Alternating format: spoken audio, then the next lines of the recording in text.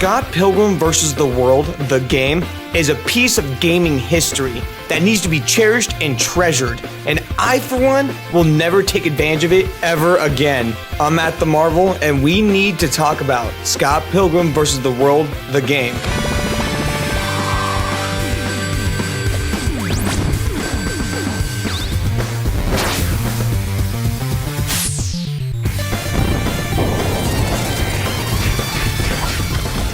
It's finally back, making its return on its 10th anniversary, and we can finally play as the hopeless romantic in Scott Pilgrim and take on vegan superpowered douchebags, creepy dragon twins, and a crazy ex that can't take a fucking hint.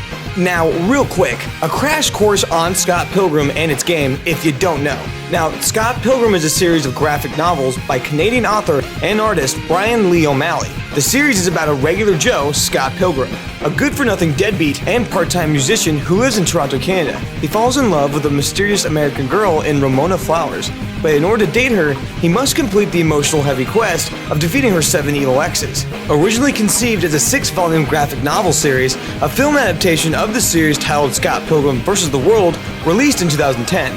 But that same year, a video game adaptation developed by Ubisoft was also released. And that's what we're here to talk about today. Now, this game was met with pretty positive reviews overall. It was released on PlayStation Network and the Xbox Live Arcade Store for anyone to buy and enjoy. It was as simple as that. It was a downloadable game that supported multiplayer high-score fetching fun with a catchy soundtrack. And like I said before, the game was received fairly well. So it caught the world by surprise when suddenly on December 30th, 2014, the game and all of its DLC was completely delisted from the Xbox Live Arcade and the PlayStation Network store. No one who was involved with the project knew as to why this was. No interviews were made or statements to be had. The game completely vanished, with no word on when it would be available again. Rumors and speculation did start, but the most likeliest outcome was something to do with a licensing issue. Now, as for the game itself, Scott Pilgrim vs. the World, the game, is a side-scrolling beat-em-up developed by Ubisoft Montreal and Ubisoft Chengdu, and published by, well, Ubisoft. Loosely following the story of the graphic novels, the game supports up to 4 players, who can play as the protagonist Scott Pilgrim, love interest Ramona Flowers, bandmate and ex-girlfriend Kim Pine, or other bandmate and best friend in Steven Stills. Some other characters can also be unlocked, such as Scott's alter ego and negative version of himself, Nega Scott, and the downloadable character Knives Chow, and Scott's gay roommate Wallace Wells. The player must battle through 7 levels in order to defeat Ramona's 7 evil exes.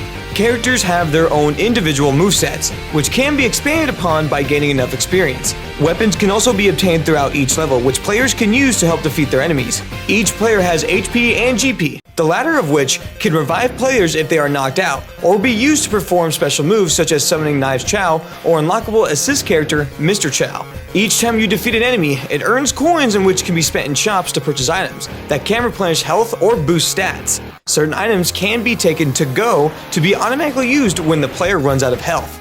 Players can also enter something called the subspace areas, which act as a bonus area where extra coins can be earned. During co-op, players can revive fallen comrades at the cost of some money, so be careful how you go about spending those loonies and toonies. The game was not without its faults though. The game was developed in a little under a year. I've also heard stories that the game was also developed within 5 months, which is almost unheard of when it comes to top game development. Most games require a much larger time frame to create a game with quality. We see what happens when you rush a fucking game developer too much and get a half-baked game with all that hype drink you guys were chugging. So with that being said, how did the game turn out? With just a little over 5 months of development, surely this game has to be a laggy, buggy mess of pixels, right? Right? Holy shit, oh my god, what the fuck? Whoa, look out! Is that a giant fucking robot? Oh my god, wow, it's so pretty! Oh, and the soundtrack, oh my fucking god. Wow! Did you see that shit? I just oh my. It's so awesome!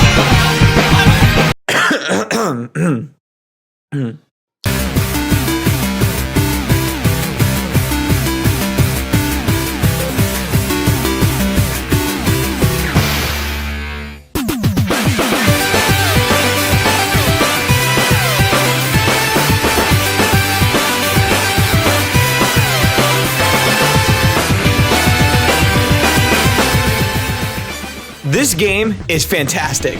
From its art style to its gameplay, this game is truly a piece of gaming media that should be witnessed by retro gaming fans alike. Even if you're not into the 30-bit art style, you have to appreciate how its combat and soundtrack really help you immerse yourself into the game's narrative. Even if you don't like the story, the combat more than makes up for it. With finishing moves and complex combos to chain when fighting enemies, it makes it simple for you just to pick up the controller and mindlessly beat the living crap out of all those pixelated baddies with its pick up and play style. Now, what's really cool about this game is that even the most casual player can pick up a controller and genuinely enjoy the Scott Pilgrim experience. Oh, but don't you worry. It will let you also show off your sweet gamer skills by allowing you to pull off some complex combos that feel satisfying when you pull them off. Now, what really sold me on this game was the boss fights. Now, boss fights can make or break a game for me. I'm a big connoisseur of a hardy, difficult boss fight, and this game really knows how to put on the pressure. And like any retro-inspired game that's come in recent years, they want to let players know that their skills can be tested here. With 3 difficulty settings to choose from upon the game startup, ranging from Average Joe mode and Rough and Tough to lastly Supreme Master, which gives players the options to choose how they want to experience these harrowing tales of romance. But don't think you'll be going in empty-handed. Being able to upgrade your character and raise the base stats really helps you take on those hard difficulties. Now, earlier I mentioned the soundtrack to this game, how it really helps you become immersed in this game's setting, and the feeling of a retro hardcore gaming experience it's trying to convey. The OST was done by a band that goes by Anamanaguchi. These guys freaking rock. Seriously, I know everyone's music tastes are different, but if you're an advocate for the 16-bit era of games and a mixture of pop, punk, rock, you'll fucking love Anamanaguchi. They successfully brought the Scott Pilgrim world to life with the mixture of chiptune and melodic beats that just slap in the right way. The stage songs are fucking phenomenal, and even the mid-boss theme is freaking good. The way they use these retro noises we have all heard before, and even some new ones, to create an atmosphere that lets us know what it's trying to be. It knows it's one big-ass homage to retro gaming as a whole, and the soundtrack solidifies that. But in doing so, it has created a whole new feeling of being pumped to fight whatever the fuck this is. Anamanaguchi brought personality to a game that was already bursting with personality.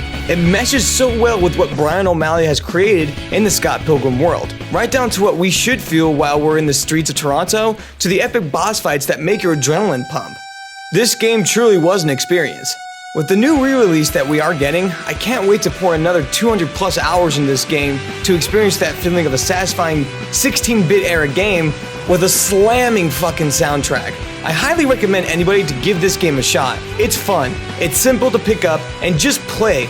And with its multiplayer co-op, it's fantastic with friends. If you've never seen the Scott Pilgrim movie or read the novels, this is a fun and abridged way to experience the story. Go freaking buy it, you won't regret it. This was Matt the Marvel, and thanks for watching. Scott Pilgrim, everybody.